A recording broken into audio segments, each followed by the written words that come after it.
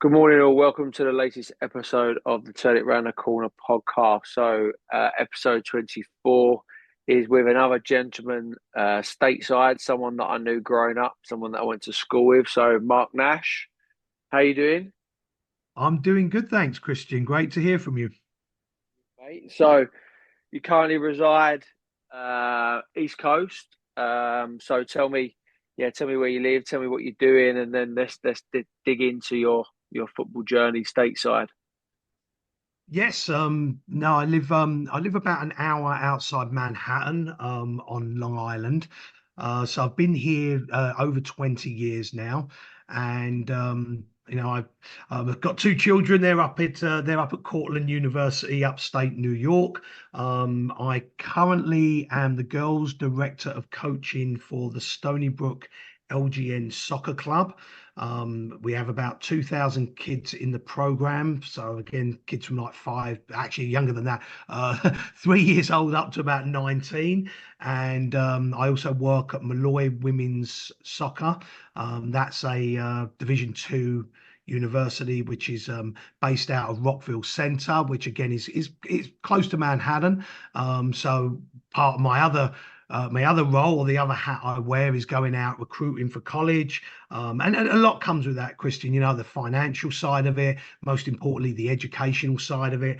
And, you bring in sort of a lot of the scouting side of it as well. So it's, I was going to say it's seasonal, but I mean, you pretty much go from the beginning of August every single year, and you're probably working anything between 12 to 15-hour days, a little bit of respite in the winter, and then the spring up to about the end of June is pretty much the same. So July generally tends to be a quieter month, but it's very active. It's certainly an evolving and ever-changing industry. That's what it is here. There's a lot of soccer is very business based here, but hopefully as time goes on, we'll start getting the right things in place, and the US can certainly, on the men's side, catch up to where the women have done so well. Sure. So there's a lot to dig into there. So obviously, having played in the US myself, and as prior conversations with you, really still interested in college sport and American soccer, whether that be USL or the MLS. So let's dig into your role at Malloy. So Malloy, you're saying, is a Division 2 college. Talk to me about their soccer program. Yes, so we currently play in the ECC. So in the US, there's lots of like these different conferences. Most of them are geographical. So for us, our furthest games away are upstate New York. So we may travel up to Buffalo, Rochester. So those that don't know the sort of the American geography, that's right up on the Canadian border. We travel down south, probably Philadelphia is probably the furthest south we go. So that's normally about 3.5 hours outside of New York. And effectively, what you have to do each season is qualify through your conference. Then you get into the NCAA finals. If you get into that, again, you start to obviously play colleges and institutions further and further afield. And then hopefully one day get to a national final. That's probably a little bit hard for us. We're a private Catholic school. We have about 5,000 students. Most of them do live on campus, but we mainly recruit probably from about a 50-mile radius around our institution. Now, that said, we do try to go further afield. We do a lot of recruiting, a lot of scouting at competitions all over the country. So, it's certainly for us. I mean, our program has done sort of exceptionally well the last sort of 4 or 5 years. We've won the last four conferences out of the last five. And managed to get to the NCAAs, obviously, on those four occasions. So, for the size of our institution, We've done exceptionally well. I do work, ironically enough, with a couple of other English guys. So again, we all have different backgrounds, whether it be playing and the people we know. But we've all been in the States a long time, and we are obviously a little bit older and wiser. So I think we do quite a good job there. But we enjoy the college side of it. It's again doing the side of coaching that we don't get in youth soccer. Like there's a lot of video analysis. There's the training, the periodization, the meso, micro, and macro cycles of coaching. A lot more about the welfare of the player and ensuring, most importantly, that they understand that they're student athletes and that obviously their performances in the classroom supersedes their performances on the soccer field. And if we give them a good 4 years in college and they come out, they've had a good experience and hopefully won some championship rings on the way, then I think we've done a good job. But it certainly is different to anything we do in England at the moment. So Nashy, looking at your roster and looking at the players on that, and I think you've just mentioned that. Why is that you just recruit locally? Is that a financial thing? Is that a school sort of policy where you're recruiting more local players rather than because I say always college sport has always been, especially soccer, pretty much a varied squad, especially of boys and girls from the UK. Looking at your current rosters, I say they all look like they're very very close to your campus. They're all American citizens. What is that? Why is that for your school? Is that just a monetary thing? No, it's a really good question. So yes, I mean, as most people probably know, education works a lot differently than in the UK. So we we basically go, Christian, for like I guess higher level students. So those that have got very high grades, GPAs, Yeah, SATs. So we're probably going for a smaller market in that respect. Our acceptance rate is maybe smaller than some of the surrounding schools. And again, there is the financial aspect. So again, if you're a high performing student, there's a good chance you get a big chunk of your recruitment subsidized by academic money. yeah, Now, we as an institution, we do give athletic money, but unlike Division One schools, which now have to give, I believe, full scholarships to student athletes, we don't do that. So we, I guess, we're very big into nursing, and I think what we do is we give not only if you come out of Malloy University, it's a really good degree to have. I think we're just very good at attracting good talent in our area that wants to stay somewhat local. I think the variation of children that we get to see, and I'm working with them all the time, Christian. They want to go down south to Florida, the sun's yeah. shining. If you look at the the campus at Tampa, when you're off, you're on the sunbed and enjoying yourself. So I guess we fit a certain profile, and we do get a lot of interest locally as well. So again, our recruiting budget isn't massive. So most of our recruiting is done when we're out with our club teams as well, where other Yeah. institutions they may fundraise to, I know, travel and do a little bit more recruiting. But myself and the other coaches I work with, we generally try to recruit when we're at events. So I think there's a multitude of different reasons there, Christian. But as I said, we've got something right because we're getting the right kids in to our program. Now, can we look to change that?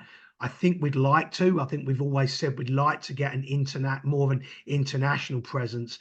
And there's a little bit of controversy about that whole international thing throughout college soccer at the moment. So, there's lots of things that we're juggling there, but I think we've done pretty well with what we got. So I've always, if you've listened to the podcast, I've had a couple of college students from the US on. I've always tried to help people get to the US. So if someone was to look at your program, Nashy, in regards to boys or girls sport, what sort of scholarship money would they get? Would that, obviously you said you don't get a full ride, but percentage wise, ballpark, what would they be able to get towards their fees if they come and played, at Malloy? Well, I think again, Christian, it all comes into what they've got on paper, Right, academically. So let's say, for example, schools. I'll just throw a number out to give you an idea. So let's say the school's $50,000 a year. Now that's without any scholarship money. That's without any athletic money. That's without any Dominican aid, financial aid. So let's say it's 50,000. So, am I? and again, Sorry to interrupt, Nashi. Am I right in thinking as well that the school costs, are they still very much cheaper if you're in state? Is that another reason why you get children in state? Do you still get it cheaper? I remember that from Florida days that, to your point, if it was 50 grand, but if you was an in-state student, it might be 20 grand to start with, for instance. Is that still the case as well? Again, depends on what school you're going to. So if you're going to a Right, state university, then absolutely. So my right, children go to state university. So as we're New York residents or they are New York residents, then yes, they get more consideration for the financial help than those that are not right, coming in. For a private school like ourselves, no, you're pretty much set. That's the cost of the school, and then it's really up to you. What you're doing in the classroom, and look again for us, and I think every school. So I'm not saying anything that's yeah, incorrect here, but we'll get a budget of athletic money every single year, sure, and depending, Christian, who's graduating, like last year or this year we've got one senior graduating. right, Last year we had to bring in 13 freshmen. So each year the cycle is different how much money we're going to get back. And then I guess for us, we have to see where we apply that money. So we may say, look, and I know some institutions do this, we need 4 players, we have 20,000 left. Each player is going to get 5,000, regardless if they're a top, middle, or bottom player. yeah, And other institutions will say, well, I've got, say, 20,000 to spend this year on scholarships. I want that player because that player is the one that's going to maybe win me a championship and keep me in a job. So I'll give that player 15,000, and maybe I'll split the other 5,000 between the other 3 players. So it's really dependent on what the program needs at that time. And as I said, there's not really a correct answer in any of them, but right. we try to sort of weigh each year up and look ahead at least 2 years. So what are you in right now, Nashy's probably full season? Are they just training, no games at the minute? Yeah, they finished so they play the full season, and then now they go on to basically a skeleton schedule. So we do have a couple of kids on our soccer team that play lacrosse, Right. and they actually almost double up on their scholarship. So they'll well on their athletic money. So they might be getting money to play soccer and lacrosse because they're 2 separate seasons. But the players that are not doing an additional sport, we have a couple of friendlies lined up, a few games here and there. They do train, but obviously a much more low key level than they would during the season. And yeah, we sort of just want to make sure we keep them moving and keep them fit. And then over the summer, they'll get a summer workout package, a training program, and then come August, they come back earlier than the other students, and Yeah. we're straight back into it. So Nashi, looking at your school, you've got baseball, basketball, cross country, lacrosse, soccer, track and field, and sprint football. So they come back in early. I remember, as I say, Florida days, they always come back in earlier than everyone else. And then, so does the season start? Is it August, September? Do they train twice a day? And then they pretty much go up then to Christmas, obviously, depending on whether they get in the NCAA competitions. Is that correct? Yes, that's pretty much it. And we start again. So as a D2, we probably start mid to late August, Right. and we do 2 a days because there's no classes going on. We do Yeah. 2 a days for about 2 to 3 weeks.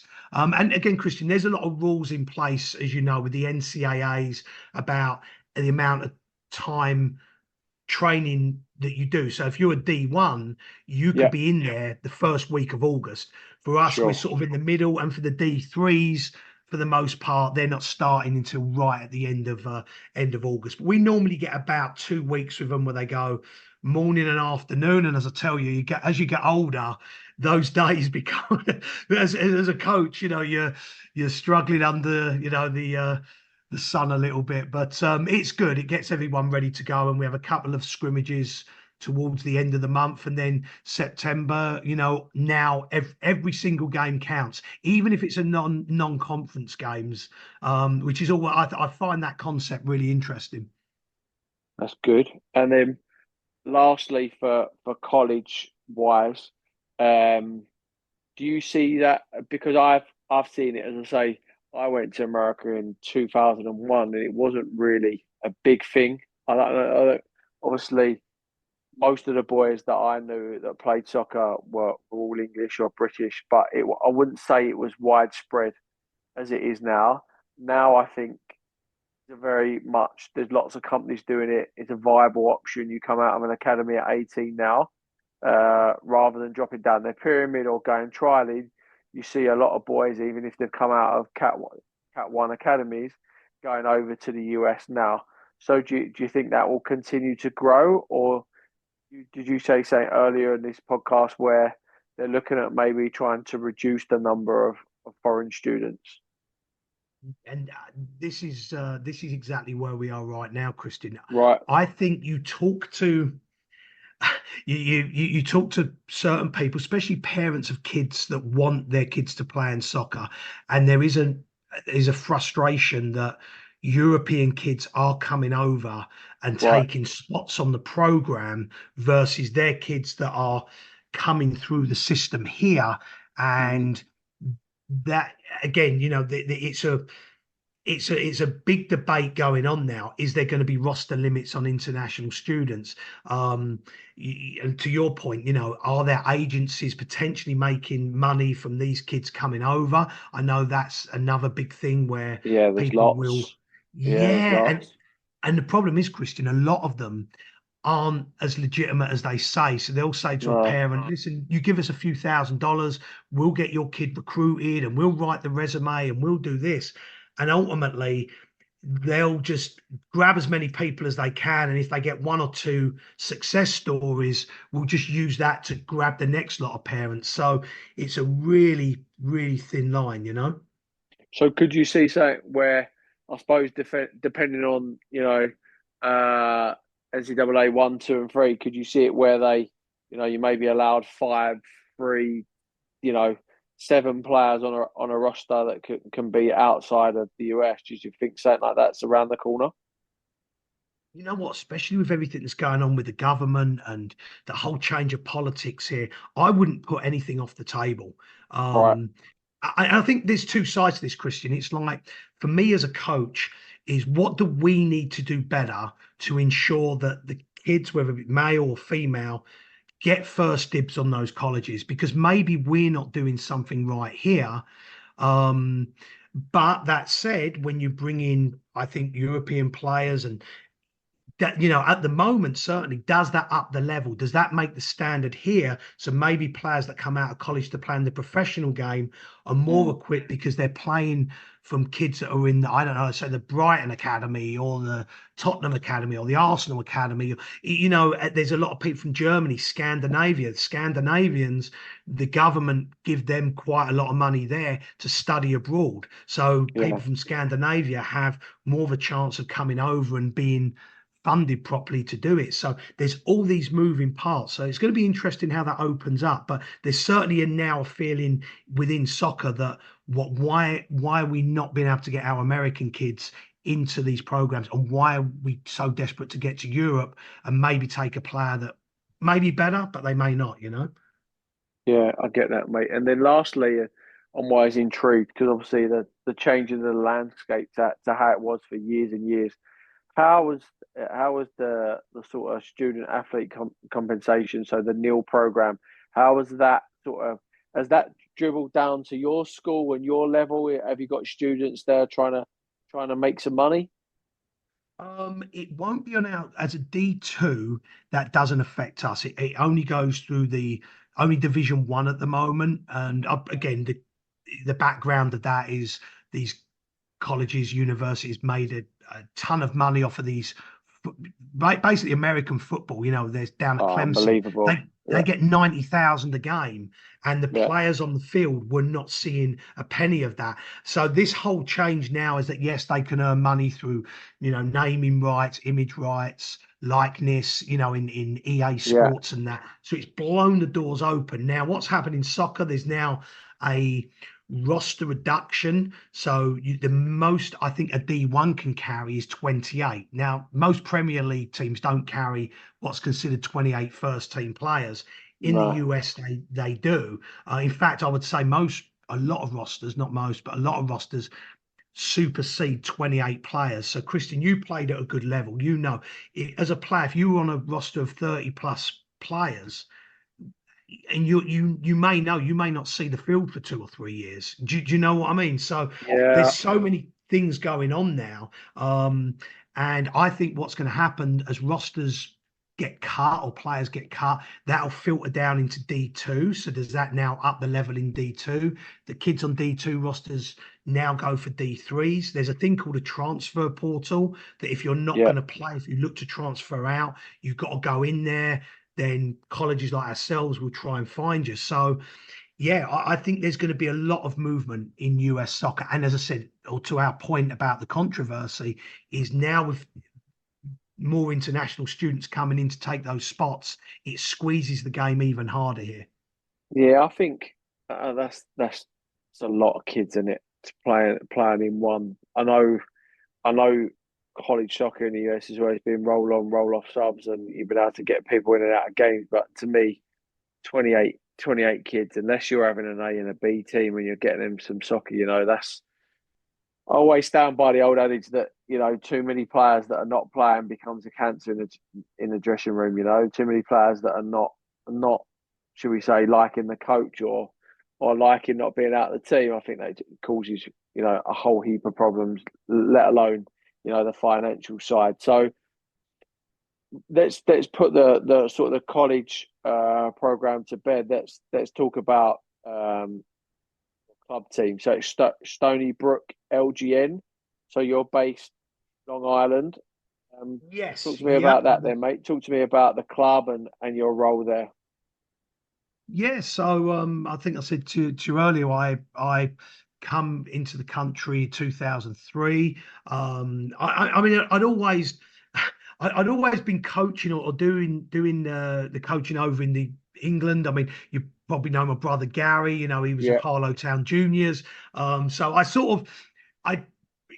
I sort of got involved then because he's obviously a younger team than mine. So I always used to sort of help, put the cones out, try and make myself somewhat useful. So I always found it was something that I enjoyed.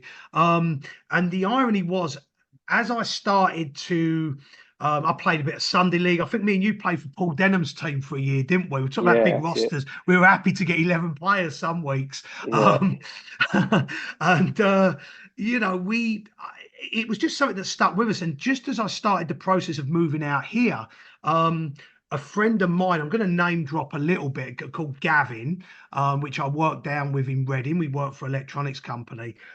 Just said, hey, Nashy, why don't we jump on? There's an FA course. You're going out to America. It's like a big thing out there. Why don't you do it? And I was very I was like, maybe, maybe not. Anyway, in the end, I jumped on it, got a couple of licenses. And ironically, this Gavin, the show that everyone's going to know, Gavin and Stacey, was yeah. actually based on him. His best friend is James Corden. And Uh, I actually sat and watched a West Ham and Arsenal game years ago. At his apartment, when they played there. So Gav was, and he still is one of James's best friend. But he was a guy that I worked with, and yeah, he was the one who sort of pushed me to get the coaching badges. When I come here to the States, started working in the same industry, and an American guy called Tom that I work with, just he said, look, I've been given my daughter's soccer team. He goes, I know soccer, I play, but I haven't really coached. Do you want to come in and train? And that's really where it started. So it began with one girls team. I've never coached girls before, so I was like, what the heck do I do with this?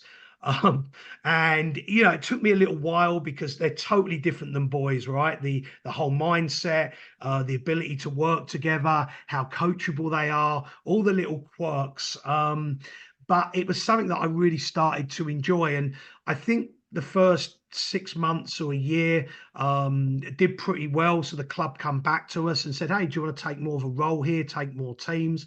And that was ticking over and quite nicely. So I was doing my job in electronic marketing up to about 2008. I was doing the soccer on the side, and we, as everybody knows, there was a big financial crash in 2008, and the business I was working for pretty much locked the door and said, "Look, we're out of business. The investors have pulled their money, so you've pretty much not got a job." So for me, after sort of pondering for about 2 or 3 months, where do I go next? I've got a young family.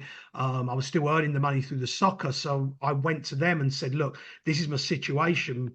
Can I, potentially roll out some more programs, take a more prominent role? I'm available. This was Stony Brook as a standalone club at the time. And I got a lot of support from the people and the board there. And they, again, liked what I've been doing so far.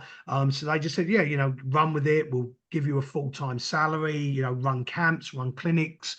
And that sort of steamrolled that, and did that really for 10 years. Undisturbed. And I think as we were moving forward, and the club, again, we had some good teams, but soccer started to really change. There was a lot more money coming into the game, a lot more training organisations. And again, Christian, I don't know, maybe you tell me a little bit about what goes on in the UK, but all of a sudden, anybody could sort of become a coach.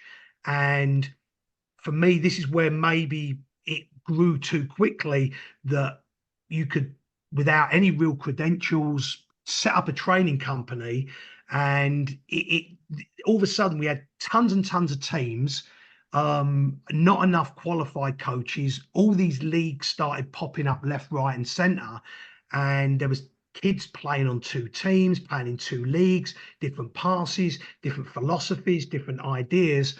And everything started to go in a different direction. Now, the circuit breaker was obviously COVID, and that slowed everything down for about a year or so. What what what And what then what spiked that interest, Nashy? Why did that happen? Why did all of a sudden, everyone sort of grab an interest in soccer? Because I always look at, like, I've lived in America, I've worked for US companies, I've been back and forth a lot over the last 20 years, and I love American sports, but I love baseball and I love American football.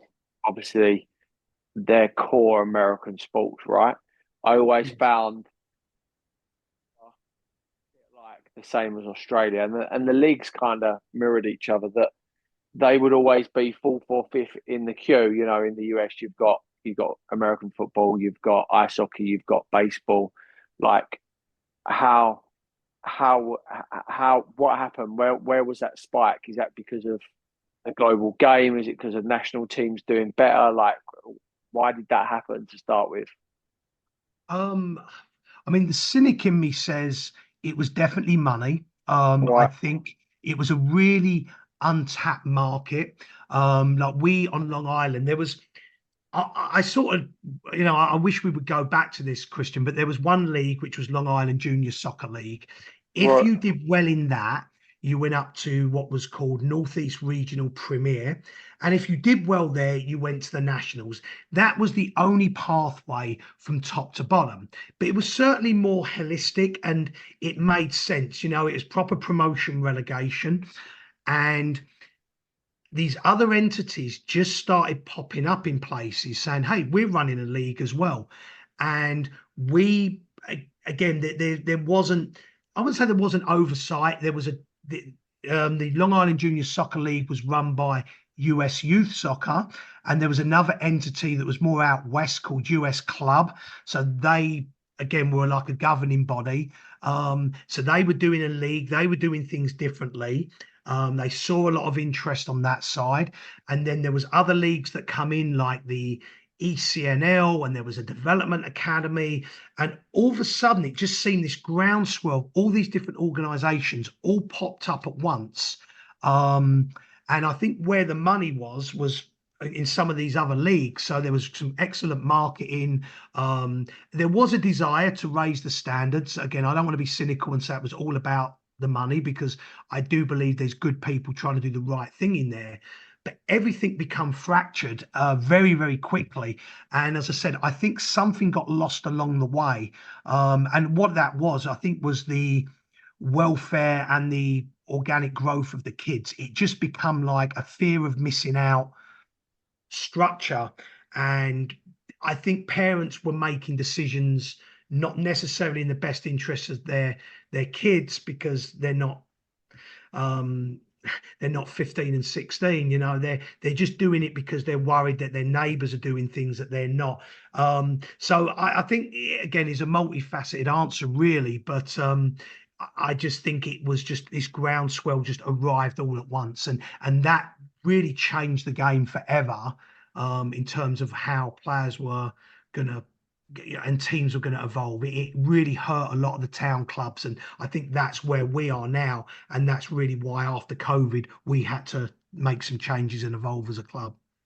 So how did you evolve? What changes did you make, mate? How did you move forward from that? So basically, there was a club close to us called LGN, or Lake Grove Newfield, which, like us, was a town club. They'd had some. It again was run a little bit differently. The demographics were a little bit differently. They had some success. On the regional stage and the national stage as well in their world. We certainly had good numbers. We play out Stony Brook University, so we had a great campus and that there. But we were speaking with them, and they were seeing the same problems as us.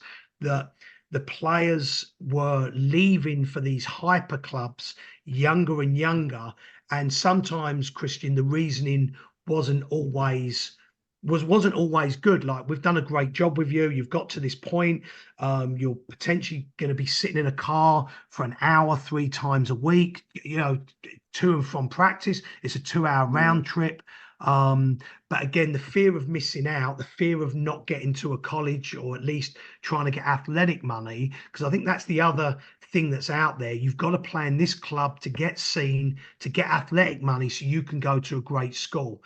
Yeah. And that's sort of the big marketing trick out there, which isn't always true. We've had kids leave our club and they go into these other places, and don't get me wrong, some of them do well, but I would say the vast majority end up going to a school or play at a level which is exactly the same as they would have ended up playing if they'd stayed there. But again, it becomes like dominoes, that if one or two of your top kids go, the next 3 or 4 go, and all of a sudden in your town team, your teams are really starting to struggle. So the idea was, with LGM, we merged and become Stony Brook-LGN Soccer Club.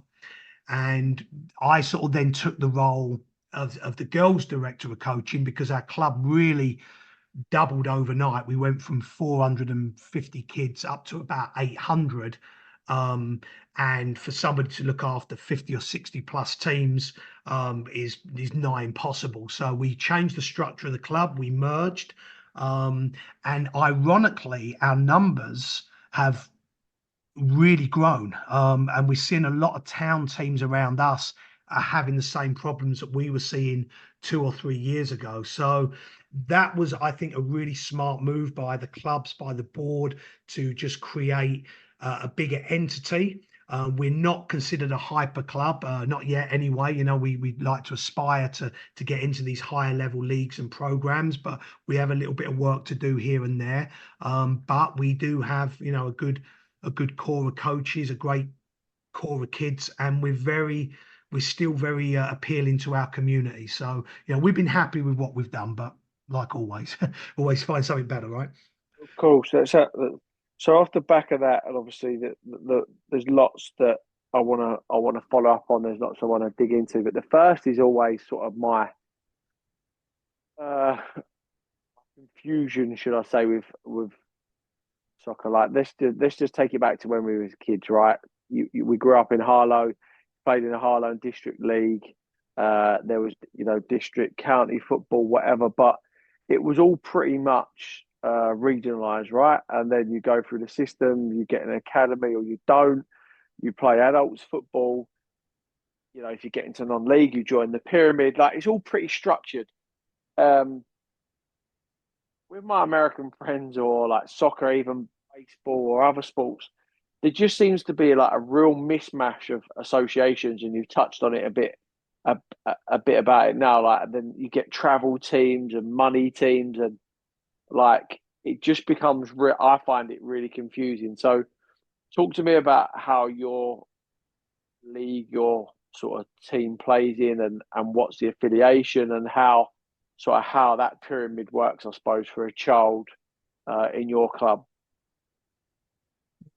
Yeah, I think so for us, we play under at the moment the US Youth Soccer banner, and I think US Youth Soccer is still probably the biggest one. So again, kids will come into our club. We train 3 times a week. Generally, certainly our top teams do, and the plan is for us right now, you play in your local league, like your Long Island Junior Soccer League or your New York Club Soccer League. They did merge. I think they saw it as well. They merged about two or 3 years ago. So even though they're separate leagues, they're all under one governing body. If you do well in there, you play in what's called the North Atlantic National League. So again, that's like a regional league which really encompasses New York mainly, a little bit of Connecticut, maybe a little bit of Jersey. So we generally have our teams in there. We did have our girls program join the National Academy League, which is a little bit further afield. That's definitely trips into New Jersey and trips into Connecticut. That's like a tri-state league. And the idea from there is to finish top two. If you win a state cup as well, and the state cup used to be a great competition, used to have dozens and dozens of teams in. It's not where it used to be, but it certainly carries a little bit of prestige. It's still a nice one to win. And if you win that, then you qualify for like regional events. I've been down to West Virginia. I've been to Virginia sometime. There was actually one in Jersey a couple of years ago, which was very easy to get to for sure. And if you qualify out of that, then you qualify for a national final in Florida. So you have to go through, Christian, probably about 4 or 5 events to get to the big dance, so to speak. Right. Now, again, a lot of this, and I'm sure you'll coming from England, everything's tight, everything's close. You think when we used to play in the Harlow Rec League, you used to Yeah. get great games every single week. Spartak, uh, Sports Centre, you had Harlow Town Juniors, and there was some good little clubs in there, right?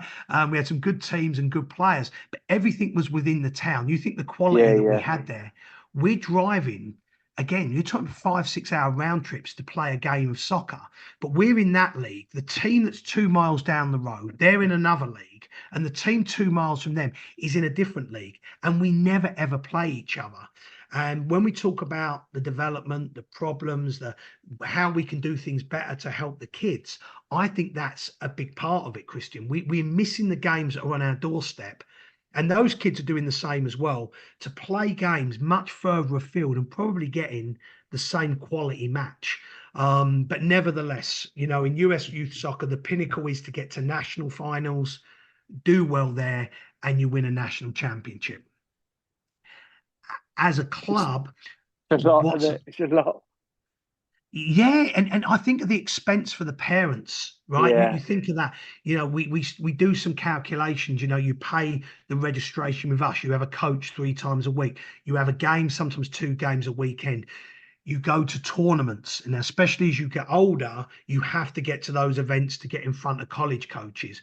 So you're looking, some parents, I mean, we're on the lower side of the costs, so I think we don't do a bad job with it. But some parents, they're traveling out to Seattle, they're going to California, they're off to Texas, Vegas, and they're not just doing it for 1 year, they're doing it for 4 or 5 years on the spin. And when you're doing it as a family, you start thinking, you start adding that up, and is the value really there? Yeah, and that Yeah, that to me is where there's a problem. I've read some great articles to your point on travel teams, not just for soccer, right? For baseball and like to your point, if you're doing that as a family, the argument is you could just actually save that money, just just give it to your kid for their education anyway. That's going to pay for their schooling anyway, right? It becomes a lot of money. Is it, as I say, I always ask the question in the US, is there was a very strong article and a lot of press from Ibrahimovic. He finished his career in the US. I think he lives in LA now. His boys are part of, I don't know whether they're part of LAFC or at the Galaxy, but he was speaking about how American sport, especially soccer, has become a bit of a rich person sport. Is that the case in New York? Is like for kids, for instance, that maybe don't come from affluent families, that are they being blocked to progress in the game? Because as I say, over here, really, you can still pretty much get like anyone can go and join a Sunday morning team in England still and get spotted and then work their way into the academy system and go on from there, right? What's the case in in New York or Long Island in regards to the expense of soccer? Yeah, again, it was a great question, and again, it was always a for us, wasn't it? It was always called the traditionally the working class Yeah, game, hundred right? percent, Cheap, 100%. easy, slice of orange at half time, maybe a trip to Clacton once a year. Yeah, Here it's definitely a middle class sport. So yes, there is. I think again, a net of players that aren't necessarily being able to get into the system because of finances. Now, I think a lot of MLS clubs and on the girls' side, they do recognise there's probably a market there which everybody's missing. And how do we get to those kids and give them the same opportunities? And I think that's sometimes what American sports is not. It's not even sports, Christian. You think even education, right? If you go to a school in this district which isn't that good, is that kid going to get the teaching that they need, the support that sure. they need, the education they need? They could be the next Bill Gates, but they're going to get held back because their school budgets are a lot smaller than maybe a kid that's in this area who's going to get all the advantages and all the extra teaching, etc. So I do think that's a big American thing, and again a big business thing. And how do you capture those players? Now, that said, us as a club, and I do know other clubs do this, we have X amount of scholarships we can give out through the year. Right, Um, that's good. Now it is a business, right? So we're not we got bills to pay and stuff like that, no question. But again, we do feel that we try to encourage people from maybe those backgrounds. Look, you come here, we will find a home for you. But there's obviously only so much we can do there. Now there is community programs, church youth organizations. There is like intramural soccer where you don't have a paid trainer. Maybe it's a mum and dad that runs it. So everybody can play. But as I said, Christian, you get to that point where if you join a team where you've got to do $20,000 worth of traveling for the next 3 years, because that's what Yeah, that's a mandatory thing. That 60,000, that could be at the cost of you going to college for the 4 years afterwards. So do you invest that 60,000 in getting better educated because there's more money in academics, or do you follow your mm, soccer dream? So these are questions parents have to ask, every single year. yeah, and so that's a tough one, right? But touched on it then, and America's not the only sort of country that does it, but comparison is in the UK, your son becomes an under seven. Normally, the bloke who's played the most gets pushed into it, or the parent that puts their hand up coaches. Right now, we know obviously that's different in the US. But let's explain to the listeners. So in the US, you come to your club or any other club, the coaches there are paid. Some of them that's their full-time job, like that was your job, and so parents are contributing to salaries, and so the cost there are, if you think, let's just say in England it's 100, £200 for the season. Like I suppose in the US it's £1,000 or £2,000 a year to pay, and that pays salaries, right? Because everyone there is, not only are they paid, but they're paid because obviously as well they're they have the right qualifications as well. Do you just want to explain how that works, Nashy, please, for the people that might not know? Yes, totally. So you're right. So you get like we'll set a budget for the so let's say it's $2,500. So what Yeah, does that cover? That covers your trainer or your coach, really. Some clubs do trainers, but it covers your coach for 3 sessions a week, covers your coach for a game, and again, registrations, insurances, fields, lights, all the things that we have. If the equipment, the goals get tipped over, something like that. So that's say generally give or take where most clubs are. Now, this is where it to me it gets a little dicey. That as somebody who's and I try to say this to parents, where's a lot of money, it's this, but you're getting someone who's qualified, someone who's been in the game for 20 plus years, some as a coach, someone who's a college coach and is very well connected. That's and hopefully a good person and a decent coach. That's what your money gets. Where it gets a little bit disjointed is anyone can do that, Christian. Like you can set up tomorrow. Maybe you've not really coached in a game, but you might right. have charisma. Maybe you've got a group, and this is the battle we have, and we've seen it not just in our club, but other clubs where a dad maybe gets a little team in our intramural programs, 5 or 6 year olds, Yeah, and builds this little dynasty, winning these games where they're shooting into pug goals. And now he comes to travel, but he doesn't want to let go. So what he yeah, does is say, well, I'm not going to stay in the club because I want to be the coach of this group of 10 boys. I'm going to go somewhere else and set up my own team. And I've got friends here. And that parent might be with them kids for the next 5 or 6 years. Now, it is right. about fun. It is about being with your friends, and it might work for those kids. But in that group, Christian, there might be one or two of them who could have gone on and done really great things. And it's not a knock on the parent because he's given his time, he's given his, but there's again that always the argument of, we've got really good qualified people here, but anybody, and it might not be a dad, it might just be somebody who looks online and says, hey, I'm going to become a guy that sets up tournaments, or I'm going to set up camps, and I'm going to charge people this and get college coaches. So there's not that oversight that I think there should be. In our club, we try to make sure, has everyone got is everybody licensed? Yes. Has everybody coached at this age group? So we try and put a lot of layers in to make sure that the product we put on the field or what we do as coaches is good. But yeah, I mean, like you said, it does come to people paying money, but I don't know if there's enough information out there about what they should be getting.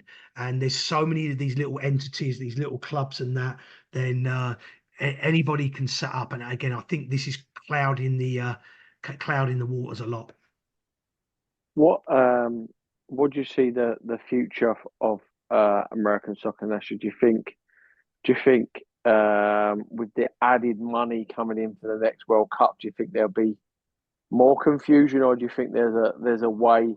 Obviously, there's lots of conversations about the USL and various leagues in America sort of merging together, and promotion and relegation rather than, as you know, right now it's just a franchise system. Anyone can buy a franchise, pop a team up, and off you go. Like, how do you see the future of American soccer? So there's when Japan got the World Cup in 2002, Japan and Korea, they got awarded that in 1990. And the Japanese sat down, I think they sat down with the Brazilian FA and probably a couple of others. But when we talk about businesses and that, everything's like a 5 year plan, right? What's your 5 year plan? What's your 10 year plan? The Japanese had a 100-year plan in 1990 saying, we're going to get this World Cup in '02. What do we want to put in place? So the first thing was to pop up a pro league. That's what I think where Gary Lineker went. I think that's where Wenger Yeah. went. Let's start with a pro league there, right? We'll get it on the men's side. We'll get it on the women's side. What was the other things? Well, to have on a regular basis Japanese players playing in Europe and our men's team on a regular basis get into the last 16 and the last 8 at every World Cup. On the women's side, I mean, they're already ahead of schedule on the women's side because they won a World Cup. I think it was maybe 2014. I think they beat the US in the final. And everything, Christian, they do is exactly the same. And you look at players now that are coming out of Japan. There's some really good talent there. So I think they did it right. And pretty much the blueprint for creating a typical Japanese player, technical, both feet, good athletically, they're very, very good. They all sat down and done that. And again, I think the US does need that circuit breaker. I do think, and I guess this is the big struggle in the Premier League and the advent of let's create a European Super League, right? Loads of American owners are coming in to make an NFL type model. And I know that's the big struggle going on over there. Now, I think they do it with MLS because, like you said, you have to buy a franchise. They've to quite a big extent done it in youth soccer. Where I think it should go is back towards a promotion relegation, like I told you in that Northeast Regional Premier and Long Island Junior that we used to work through. Failing that, then the leagues that they've got at the moment, I think for the development of this game here, they have to open up a promotion relegation. It shouldn't be about how much money that the club has got or how much who they're connected with, or it should be more about here. You're here on merit now. You've done this because you've achieved A, B, and C. I do think that circuit breaker is not too far away. I think everybody around the table is saying, how many American players have we got playing at the top level in other areas of the world?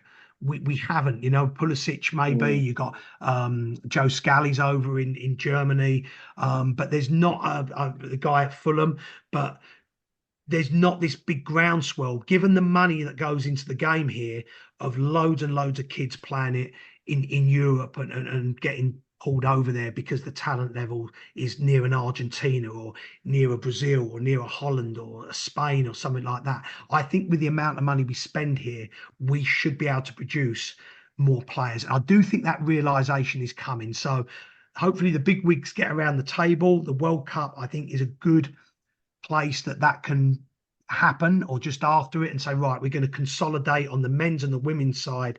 This is what we're going to do, and we're going to have this true pathway and keep the money in the game. That's why I think it will go, Christian. That's why I hope it goes. But as I said, this thing is always evolving and always changing, and personnel is really important. Yeah, so that's kind of my follow on, because as I say, the two countries that I went to play football and be involved in football was the US and Australia, right?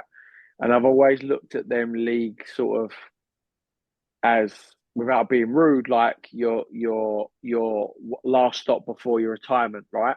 So Yes. you go like let's take Steven Gerrard, right? He's had his whole career at Liverpool. He doesn't want to drop down to the Championship. He don't want to go to another Premier League team. If he drops down to the Championship, he's got 50 games a season. Like every game, people are knocking the crap out of him. You can go to them and let's play 20 games a season in the sun, get maybe your 8-10 millions, whatever it is, right? But you take away sort of the designated players or off the roster players or whatever you want to call them. How was like the MLS, and I use that league as an example, the A League in Australia? How are you getting to keep those kids in the country rather than losing all your best talent at 18, 20 to Europe? Like, do you ever see that changing, or do you just think that's part and parcel of playing soccer in America, that once sort of kids reach an age where they're on people's radars, they always want to leave to go and play in Europe or whatever? Can you ever see that changing? That's if you can or you can't, like what needs to change to be able to do that? So the MLS clubs, like they have like a limited budget, right? Yeah, So every that, and if you're coming into the MLS as a really young player, and I'm going back a few years ago, I did a bit of work with the New York Red Bulls, and I went to their academies, and they were talking, again, about the similar sort of problems that they're still there today. Like if you're an 18-year-old boy and you get a choice. Hey, listen, you can go and play your soccer at Duke, or you can go somewhere. You're going to get a full ride to play soccer, come out with a world-class education. You're going to go on and be a doctor, a dentist, something really high level where you're going to be earning anything between $250,000 to 750,000 a year straight off the bat. Or mm, do you want to become a footballer? Start in the MLS at about 18,000 a year, and we're going to house you with six or seven other players. yeah, And what would you do? I think, Christian, we know, and then anyone who's listening to this will say, "Well, I'll take the first option."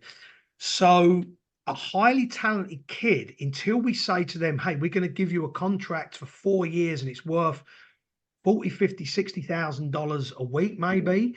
Um, that until that happens, I think that potentially is always going to drain the talent. So whether these kids get pulled early to get over to Europe and to those areas, but for the MLS, I think they need to get rid of the wage structure and give the ownership. The MLS has done really well. It's evolved so much. yeah, massively, yeah, They put all these stop gaps in place to stop the boom and bust, like when the New York Cosmos.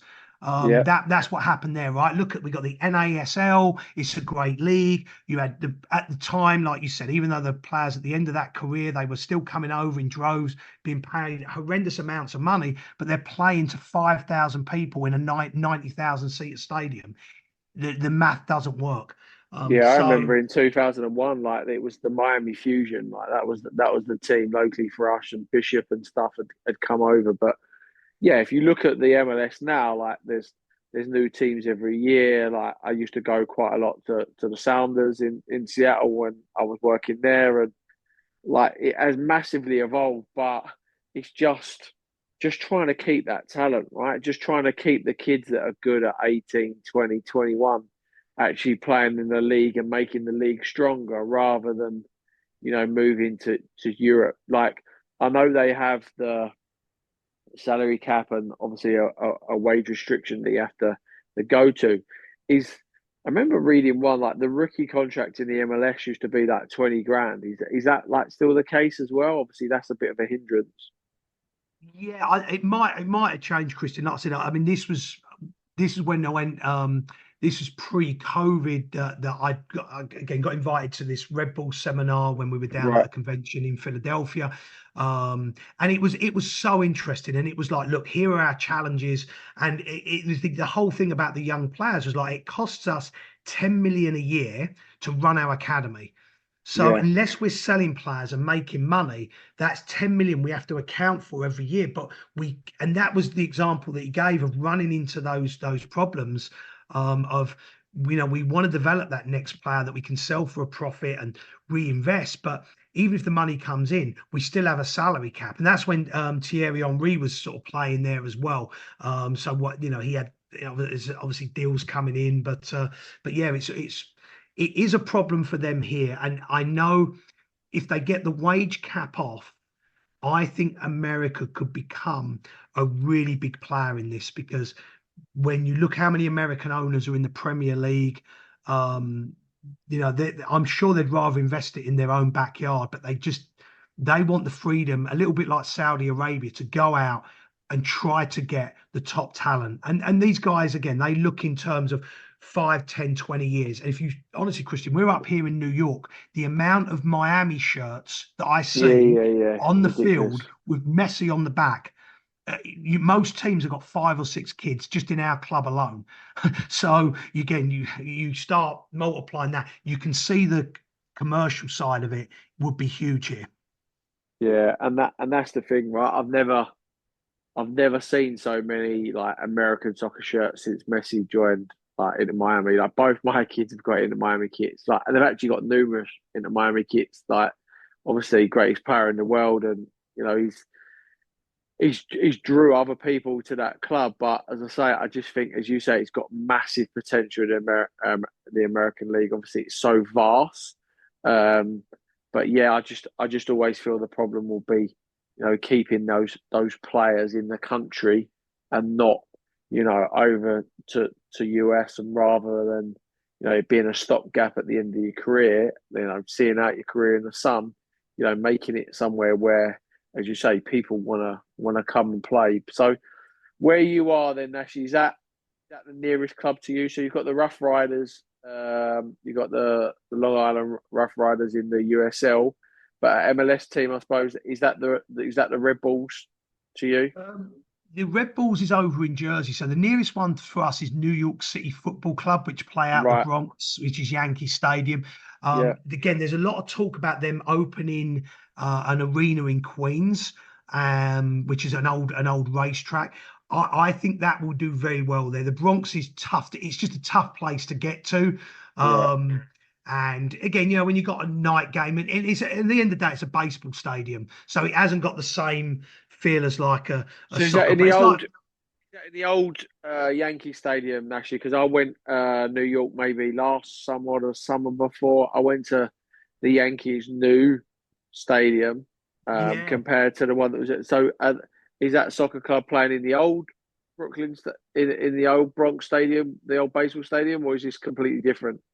No, they're in the new stadium. Oh, they're in So the new obviously, one, are they? Okay. yeah, they're in there, but it's like really weird. It's like, again, the field size is, in my opinion, again, just doesn't look right in It's in not, no. in the stadium. It looks really, really small, and when you watch it on the telly, you sort of see the gap between like the corner flag and the halfway line, and it just makes me laugh. So I thought that sort of thing would turn up on a Sunday morning and see a pitch marked out. You're like, listen, Yeah. it was less running for us, but yeah, it's not purpose built for that. Now, New York City Football Club is owned by the City Group, which is obviously involved with Manchester City. And again, they've done some things here. I went on a seminar with them a few years ago about what they're looking to do, how they're looking to grow the game here, grow their presence.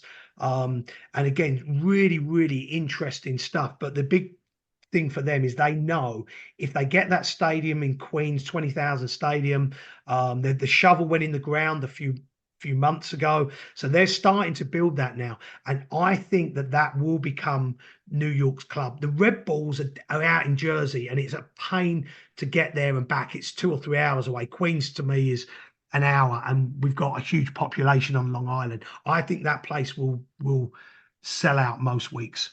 So New York City, that's where Lampard went, right? And it was where what's Vieira. his name? Yeah, and the boy who got released academy wise went to college in the US. Is he at Leeds now or Oh, somewhere? The left winger. Jack Harrison. That's where he played. Is that where he That's first come correct. through? Yeah, yeah. Okay. Well, he Yeah, they he was they always played at that base, but yeah, it just looks a bit, just don't look right, does it? As you say, teams need their own spaces. It's, as I say, the same as the A League in Australia. Once you've got your own ground and your own stadium and it's proper, for soccer only, then I think, it'll continue to rise. As a club, do you get out there, Nashy? Do they give tickets to junior sort of clubs in the area? Do you get out to any games? Yeah, I mean, we used to have a good affiliation with I said with the Red Bulls. So we went to a few games out there. We took 400, 500 people from our club on a couple of times out there, which was great. It took a lot of organising, as you can probably imagine.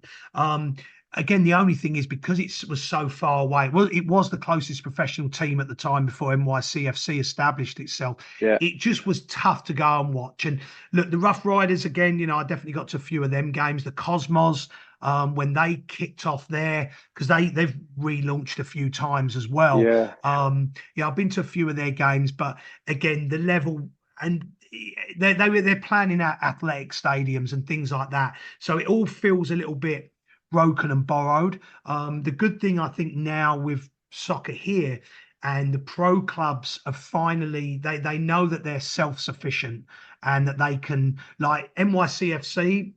they're planning Yankee Stadium. It makes sense at the time. They're a new club. They're trying to establish themselves.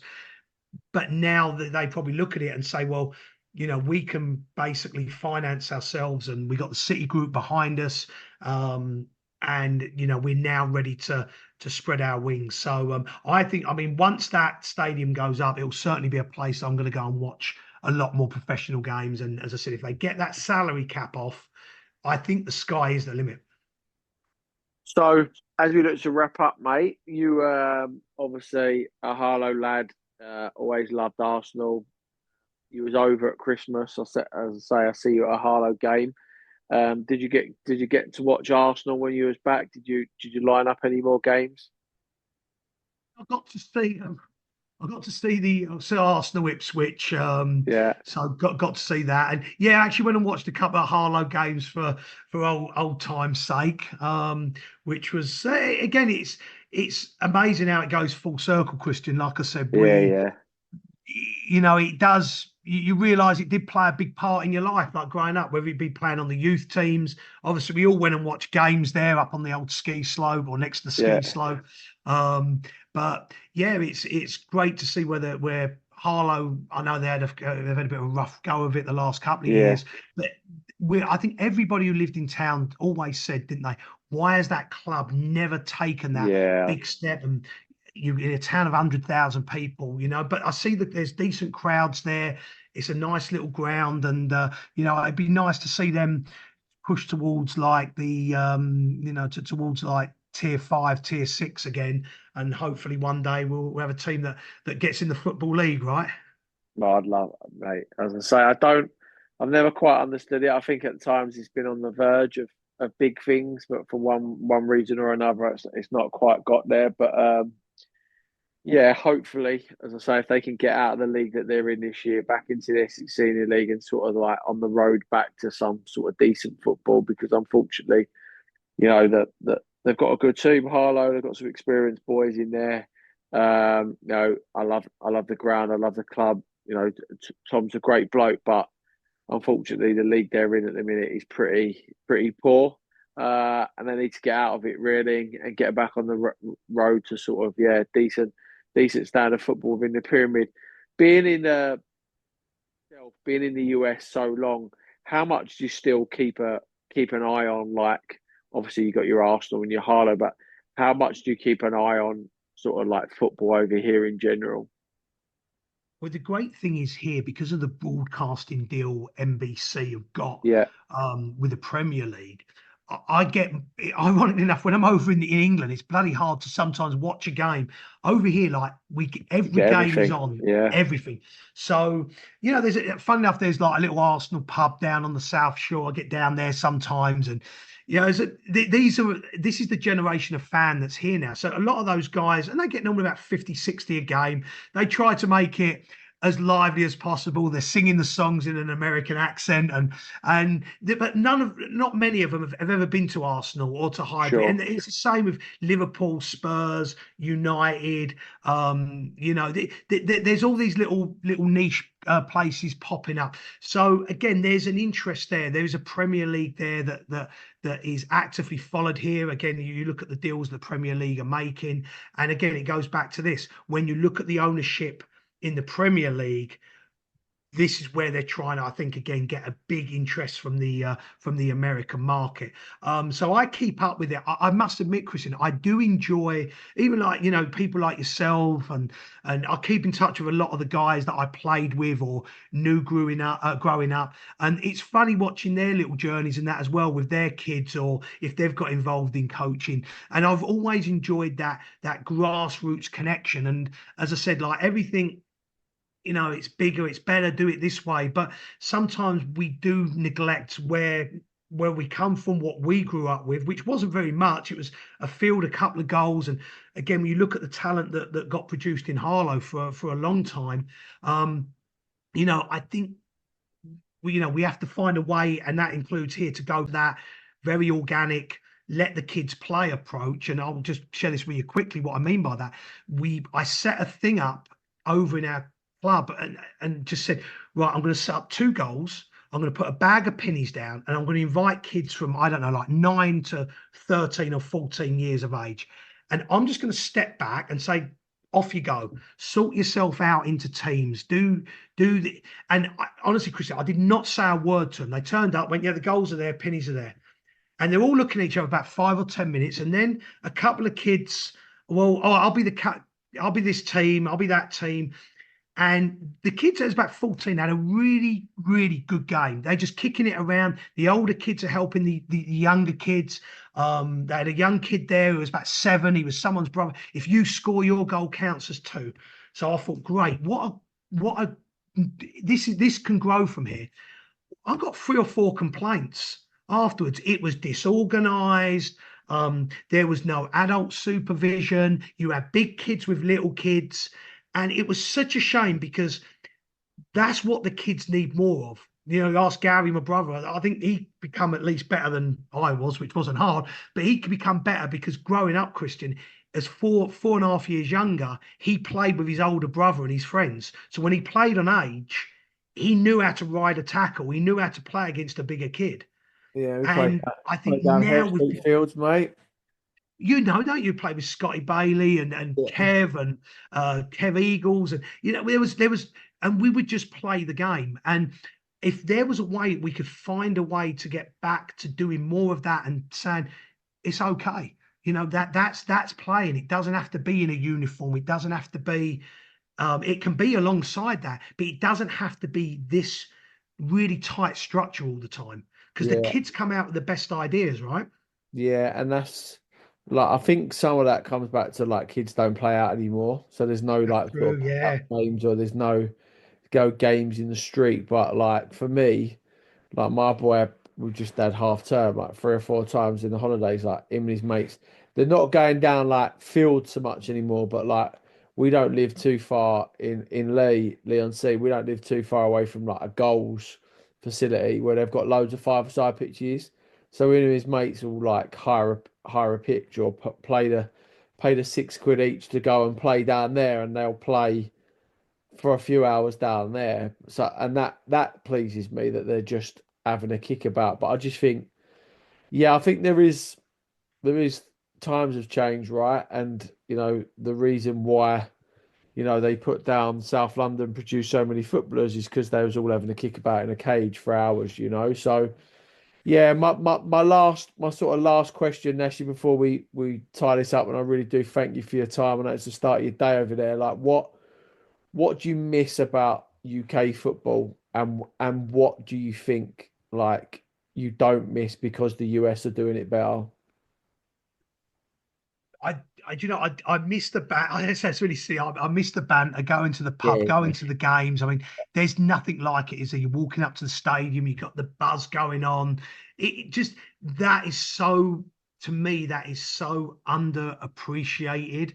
And I'll say to anyone, if you're going to a game, like you said, whether it be a Leighton Orient, a Harlow Town, an Arsenal, whatever it may be, just you really appreciate it because I think what we have there is really unique. I've been to football games here. I've been to baseball games here, and you know they do it differently here. They tailgate, you know, people wheeling out barbecues in the parking lot, and it's just so I different. And always feel like America's more like for the experience in it and the food and just like a day out rather than like in England it's kind of it's part of your soul and it's ingrained, it's like tribal, whereas in America it's not really like that, I don't think. no, their expectation of going to sports is a lot different, and it's not. Yeah. It's nothing wrong with that. It is just different, and when you come from our background, um, you know, I think that we sort of see it and go, all right, it seems a bit odd to us, but once you immerse yourself into that culture a bit, you say, yeah, it's great. It's just a different way of prepping and getting to the ground, and just again, provided we finish out, but the I got invited to Man U Arsenal. I got into the corporate side of it.